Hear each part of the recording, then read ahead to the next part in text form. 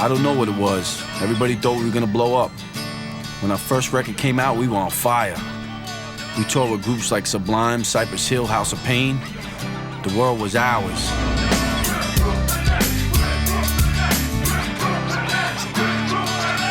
It should have happened, but it didn't. Maybe we're ahead of our time, or maybe it just wasn't our time.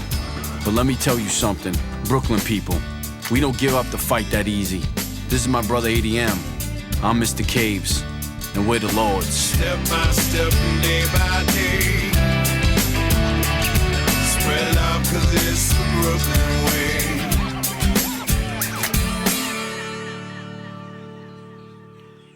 I got the Saturday night fever. Work the mamma mia. I'm that crazy yellow beer. It's my pizzeria. Connected like So this was us, the Lords of Brooklyn, holding it down in the 90s.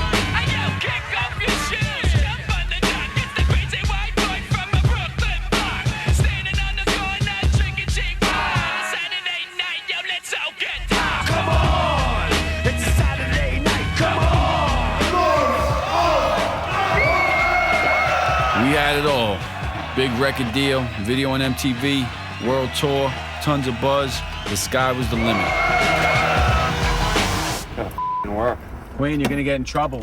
You're gonna get punished. Stop it. Stop hitting each other. Some days you just not in the mood for this, you know? Be on stage 1 minute and doing this the next. Try to get a #1 single so we don't have to do this. So here's the deal. These days, my brother Adam does odd jobs to make ends meet and feed his family. And me, I play Mary Poppins. What happened? He elbowed me in the belly. Because you smacked him in his face. No, I didn't. Yes, I watched you do it. You're lying right now. No, you're lying, flathead. It's funny how life works. I should be using a bigger wrench.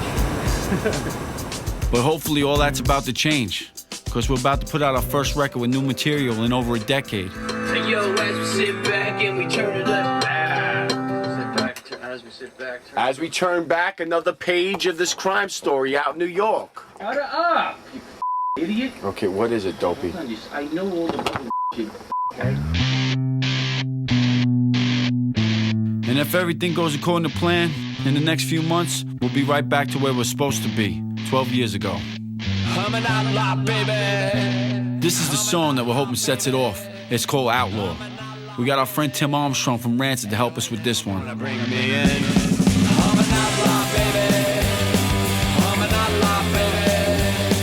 The goal right now is to get it on radio. And in 2 days, we'll find out if that's gonna happen. Let's do it. It's the conference call we've been waiting years to have.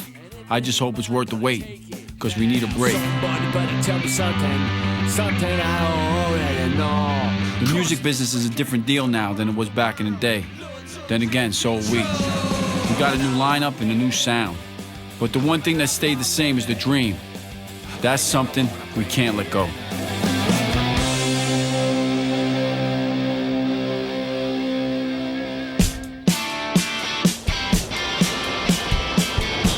It all started in the early 80s. Me and my brother Adam growing up on Gelston Avenue in Brooklyn.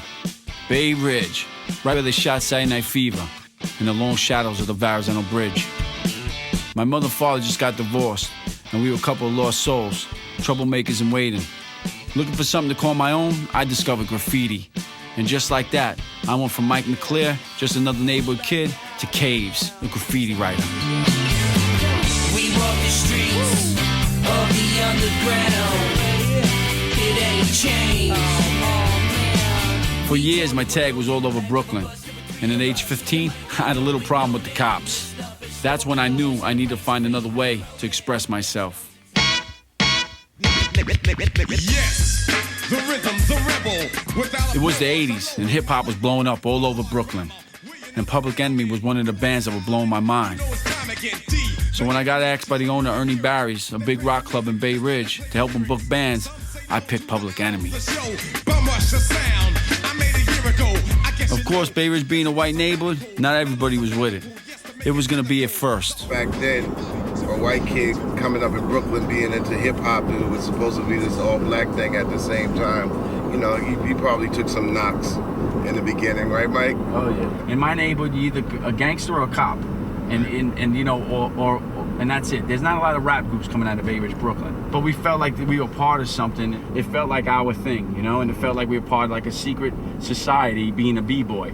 When you bring that back to Bay Ridge, that's where we had a lot of tension because people didn't understand that. They looked at us, we were like aliens. But the first cats, they always take to something. The pioneers always get kicked in the ass. And not only did we want it, but all our friends wanted it. You know, Ernie Barry's, there was like 3,000 kids there that night. It was really one of the first times that we went to an exclusive spot that just basically had, you know, all white kids, you know? But and we knew we would transform people just by playing the music and being able to speak to the crowd. When we went back home that night after the show, we were pumped. Our adrenaline was pumped. I told my brother we have to start a rap group. Cops try to chase me, they wanna mace me. The beer drinker, brawler, drinking a bump on the case. Kaves, the train car killer, prefers Bud, not Miller. Punks wanna step up against intense like a thriller. Our crew, the Verrazano Boys, became the Lordz of Brooklyn, and it was on. The Lordz of Brooklyn, a crew that's many. It might not have been pretty, but everybody's got to start somewhere. And me and my brother were determined to do whatever it took to make it. Welcome once again to Rock Rap. I am pleased to introduce to you the Lordz of Brooklyn. Hey, here we are. All the hard work started paying off, and our dreams were coming true right before our eyes. And then, 6 weeks before we signed our deal with Rick Rubin's American Recordings, our whole world changed, and nothing could ever change it back.